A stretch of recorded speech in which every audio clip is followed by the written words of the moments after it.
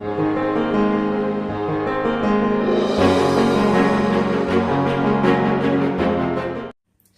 में स्त्रियों की भूमिका।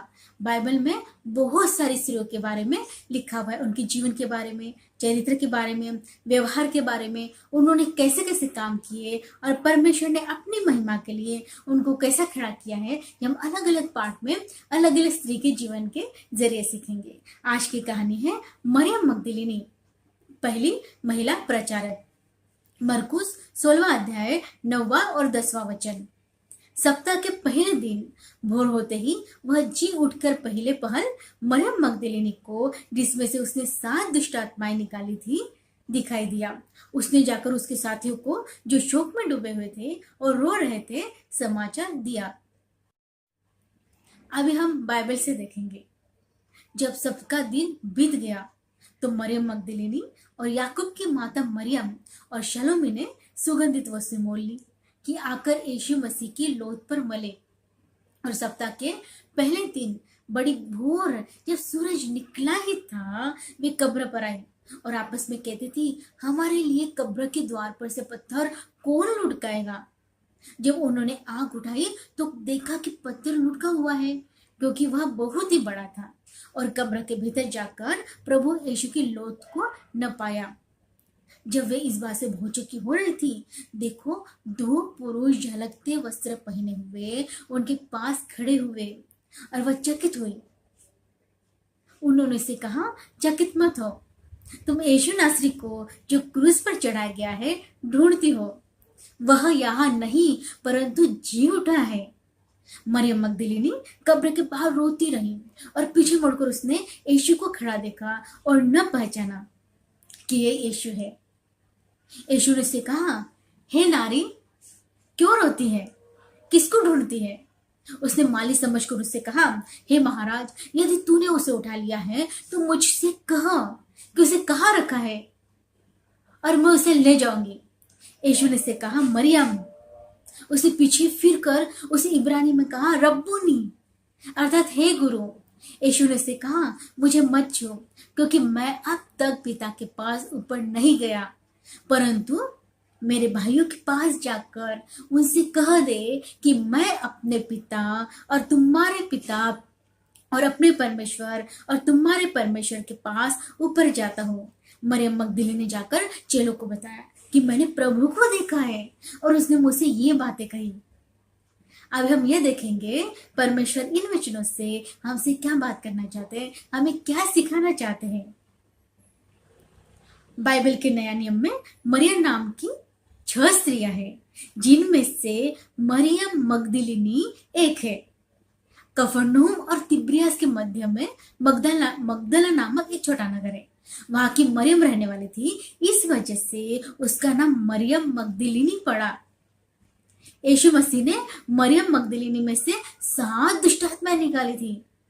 यीशु मसीह की सेवकाई में कुछ स्त्रियां भी थी, जिनमें से मरियम मगदलिनी, हेरोदेस के भंडारी खोजा की पत्नी योहन्ना और सुसन्ना और बहुत सी स्त्रियां थी, जो अपनी संपत्ति से आर्थिक तौर से सहायता करती थी। यीशु मसीह अपने 12 चेलों के साथ नगर नगर, गांव गांव जाकर प्रचार करते थे। जब ये लोग गलील में आते थे, तब सारी स्त्रियां उनके साथ सेवा करने आती थी।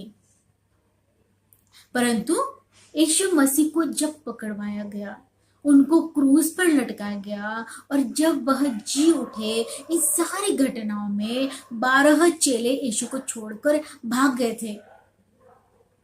यहूदा इस्करियोती ने 30 चांदी के सिक्कों के लिए यीशु मसीह को पकड़वाया। पतरस ने मुर्ग के बाग देने के पहले 3 बार यीशु मसीह का इनकार किया। जब सैनिकों ने गतसमनी बाग में यीशु को पकड़ा, तब चेले भाग गए। यीशु मसीह के जीवित होने के बाद किसी चेले ने विश्वास नहीं किया। थोमा ने कहा, जब तक मैं उसके हाथों में कीलों के छेदों में अपनी उंगली न डालूं और उसके पंजर में अपने हाथ न डालूं, तब तक मैं विश्वास न करूंगा। परंतु स्त्रियां प्रभु यीशु मसीह के क्रूस पर जड़ाए जाने से लेकर उनके पुनरुत्थान तक यीशु मसीह के साथ थी। यीशु मसीह ने क्रूस पर अपना प्राण त्याग दिया। उस वक्त गलील से आई हुई स्त्रियां, जिसमें मरियम मगदलिनी भी थी, दूर खड़ी हुई सब देख रही थी। यीशु मसीह का एक गुप्त चेला अरमतिया का यूसुफ, एक प्रतिष्ठित मंत्री भी था।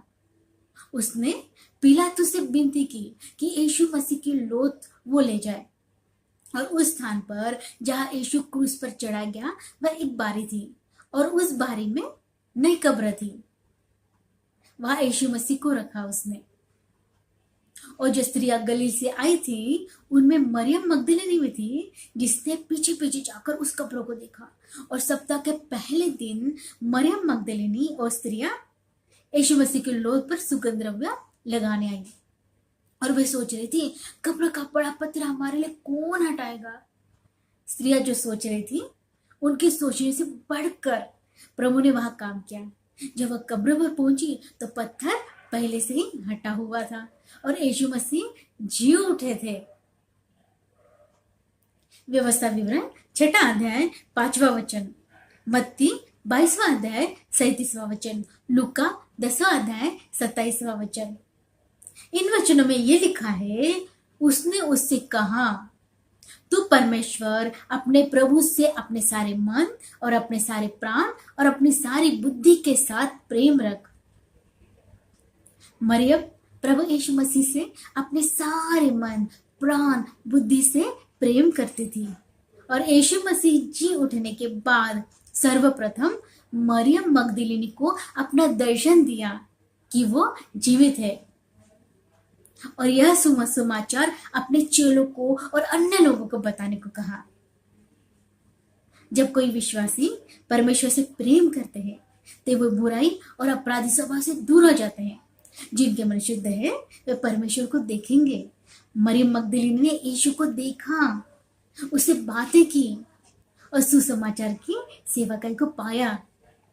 जो व्यक्ति एक सच्चे परमेश्वर की खोज में रहते हैं, चाहे वह यीशु को जानते हो या न जानते हो, उनकी सच्चाई और परमेश्वर के प्रति प्रेम को देखते हुए प्रभु उनको दर्शन देते हैं और अपनी सेवकाई भी सौंपते हैं।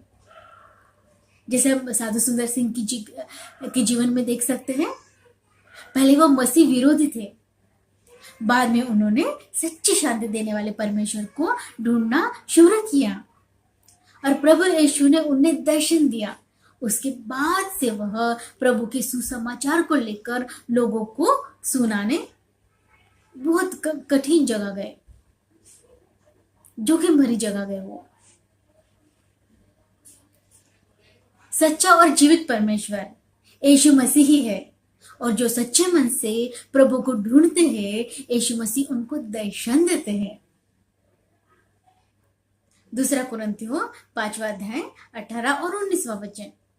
ये सब बातें परमेश्वर की ओर से है, जिसने मसीह के द्वारा अपने साथ हमारा मेल मिलाप कर लिया और मेल मिलाप की सेवा हमें सौंप दी है। अर्थात परमेश्वर ने मसीह में होकर अपने साथ संसार का मेल मिलाप कर लिया और उनके अपराधों का दोष उन पर नहीं लगाया, और उसने मेल मिलाप का वचन हमें सौंप दिया है। यह परमेश्वर ने अपने पुत्र यीशु मसीह को संसार में इसलिए भेजा ताकि जगत उसके द्वारा उद्धार पाए और परमेश्वर को मसीह के द्वारा संसार से संबंध बन जाए। क्योंकि यह परमेश्वर पाप और पापों में जीवन जीने वाले लोगों के विमुख रहते हैं, परंतु जब पापों में जीवन जीने वाले लोग यीशु मसीह पर विश्वास करके उद्धार पाते हैं, तब उस व्यक्ति का मेल मिलाप संबंध यीशु मसीह के साथ साथ यह परमेश्वर के साथ भी बन जाता है। हमें कौन सा सुसमाचार अन्य जाति में सुनाना है? परमेश्वर के साथ मेल मिलाप का सुसमाचार अन्य जाति में सुनाना है। मेल का अर्थ है परिवर्तन। मेल मिलाप में एक परिवर्तित संबंध है। हमारे अपराधों के लिए यीशु मसीह ने क्रूस की मृत्यु सह ली ताकि हमारे अपराध हमारे विरुद्ध गिने नहीं जाए, परंतु प्रभु यीशु के पवित्र लहू से हमारे अपराध धुल जाए, क्षमा किए जाए। पाप रहित उद्धारकर्ता ने हमारे पापों को उठा लिया ताकि हमें परमेश्वर की धार्मिकता मिल सके, और परमेश्वर ने मसीह में होकर अपने साथ संसार का मेल मिलाप कर लिया। संसार में बहुत सारी जाति के लोग रहते हैं, और जो व्यक्ति प्रभु यीशु पर विश्वास करता है वही उद्धार पाता है। उसके हृदय का परिवर्तन होने की वजह से वह व्यक्ति परमेश्वर के साथ मेल मिलाप के संबंध में प्रभु के पवित्र परिवार में परिवर्तित हो जाता है, और यही मेल मिलाप की सेवा प्रभु ने हमें सौंप दी है, और उसने मेल मिलाप का वचन हमें सौंप दिया है। कुलुस्सियों पहला अध्याय 20वां वचन। और उसके क्रूस पर बहे हुए लोगों के द्वारा मेल मिलाप करके सब वस्तुओं का उसी के द्वारा से अपने साथ मेल कर ले, चाहे वे पृथ्वी पर की हो या चाहे स्वर्ग में की हो।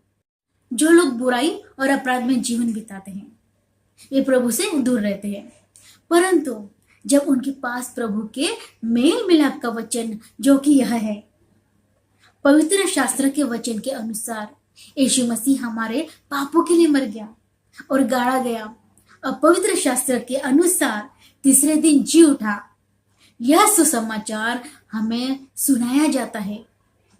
दूसरे अन्य जाति में हम ये सब सुनाते हैं।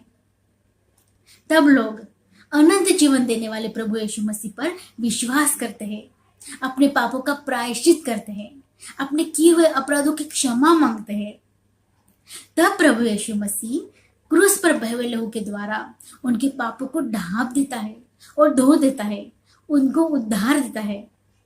तब उस व्यक्ति के मन के परिवर्तन होने से प्रभु यीशु से उसका मेल मिलाप होता है, एक संबंध बन जाता है।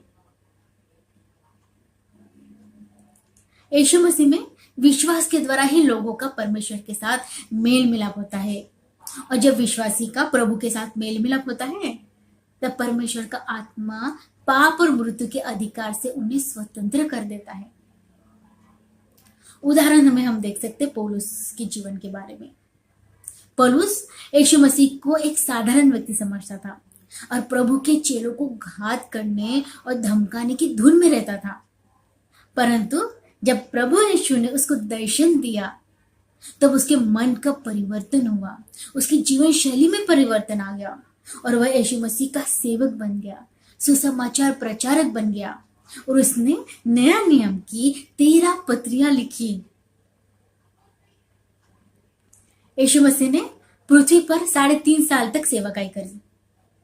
मृत्यु से जी उठने के बाद यीशु मसीह स्वर्ग जा सकते थे, परंतु 40 दिन तक वह अपने चेलों के बीच में रहकर सेवकाई करते रहे। उन्हें पवित्र आत्मा दिया और उनको अपने जी उठने का गवाह ठहराकर सब जातियों में मन फिराव का और पापों की क्षमा का प्रचार उसी के नाम से करने का सुसमाचार सौंप दिया। यही नहीं, प्रभु यीशु मसीह अभी भी स्वर्ग में पापियों को उद्धार देने और उन्हें पवित्र आत्मा देने का वर्तमान सेवकाई कर रहे हैं। दूसरा कुरिन्थियों 5वां अध्याय 20वां वचन। सो हम मसीह के राजदूत हैं, मानो परमेश्वर हमारे द्वारा समझाता है, हम मसीह की ओर से निवेदन करते हैं कि परमेश्वर के साथ मेल मिलाप कर लो। परमेश्वर ने विश्वासियों को मसीह के राजदूत ठहराए हैं। जब हम प्रभु का मेल मिलाप का वचन लेकर लोगों के पास जाते हैं, प्रचार करते हैं, तब मानो परमेश्वर हमारे द्वारा उनको समझाता है। प्रभु का वचन प्रचार करने के लिए पवित्र आत्मा हमारी सहायता करते हैं, और प्रचारक जो प्रचार करने वाले लोग हैं, जो सुसमाचार लोगों तक पहुंच जाते, जो उनको सुनाते हैं, मसीह की ओर से निवेदन करते हैं कि परमेश्वर के साथ मेल मिलाप कर लो। इब्रानियों 7वां अध्याय 25वां वचन।